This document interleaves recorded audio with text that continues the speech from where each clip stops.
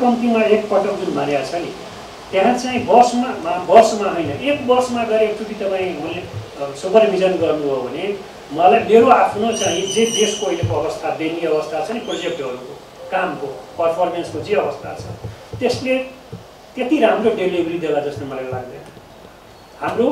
Gap सृजना हुन्छ, हाम्रो चाहना राष्ट्रिय आवश्यकता र हाम्रो पर्फर्मेन्समा एउटा ग्याप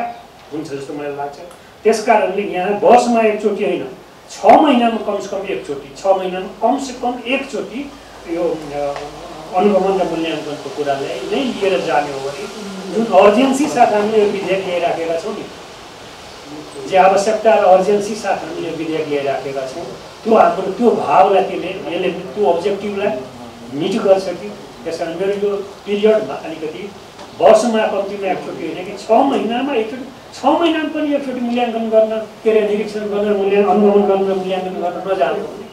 अनुगमनको के अर्थ रहन्छ?